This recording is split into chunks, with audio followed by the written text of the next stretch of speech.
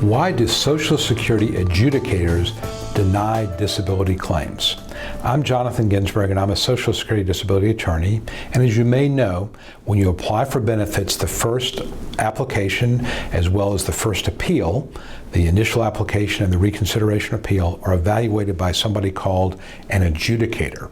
The adjudicators are like claims adjusters for insurance companies. They are non-judges, and they are looking at medical records and trying to make a decision with the assistance of an in-house medical assistant or a medical provider, typically a retired doctor or someone who does it on contract, to determine whether or not you are disabled. So why would an adjudicator deny your case? And by the way, adjudicators approve about a third of cases. So why would they deny your case? Well, the first reason is that your case does not meet a listing. And as I said, a third of the cases, 33% approximately, are approved. Those are typically listing level cases. And if you don't know what that means, I've got a website called meetalisting.com. But the listings where Social Security has divided the body up into, I think it's 14 body systems. Within each system, there are multiple diseases or conditions that are so severe that Social Security has concluded administratively that you are disabled, you could not work. Well, the adjudicators are looking for listing level conditions. So if you don't meet a listing, you're going to get denied. Doesn't mean you're not disabled under their definition, it just means you don't meet a listing. So that's the first reason that an adjudicator may deny you. The second reason, and this is very common, is that evidence is missing. When you file for benefits, the adjudicators send out a letter to the doctors, because you provide them the names of your doctors and the addresses. They send out requests for medical evidence. If it comes back, great, they consider it. If it doesn't come back, they don't really have time to follow up.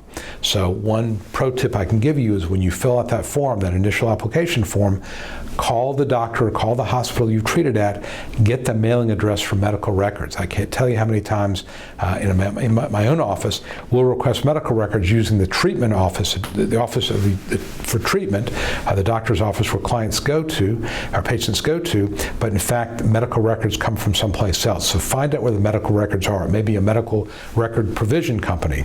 It may not be a charting service. It may not be the actual doctor's office, but find out where medical records would be requested, because frequently, and I'd say at least half the time, when the adjudicator denies the case and we get the letter saying who they considered, my client calls up and says, hey, they missed 3 or 4 of my doctors. They missed this hospital. It's because the records did not come back or they didn't have the right address in the first place. The third thing, the evidence is not entirely consistent. I'll give you an example. If you apply for benefits and you've also had a workers' compensation case, there's a pretty good chance that the workers' comp doctors are not going to be very supportive of saying anything is wrong with you.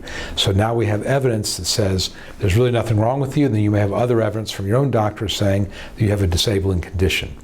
That is, the water's too muddy. At that point, the adjudicator is going to say, I can't make that decision. I don't have the authority to make that judgment. Therefore, I'm going to go ahead and deny. So if there's any medical evidence in there that suggests drug-seeking behavior, malingering, or that your condition is not that serious, they're going to deny you. And of course, if it doesn't talk about the listing in particular, either by name or number, or by describing that your symptoms, then you're not going to win either. Couple things you can do is, if you think you meet a listing, identify that listing. Write it on your application. I think I meet listing 1.05, 1.03, or 6.7, whatever it may be, so that you can tell the adjudicator this is where you need to look. This is where the listing is. And of course, the second thing is to make sure that the proper addresses are on the form for where medical records can be obtained. So that is why adjudicators do not approve cases. It's simply a matter of evidence most of the time.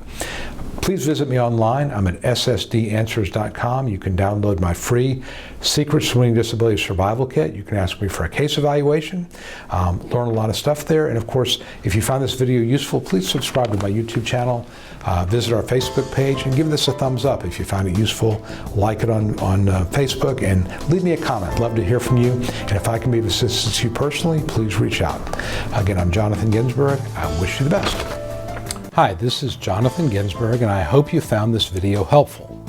If you'd like to know more about how to win your Social Security disability case, I'd like to invite you to download my Secrets to Getting Approved Early Survival Kit that I created just for people like you.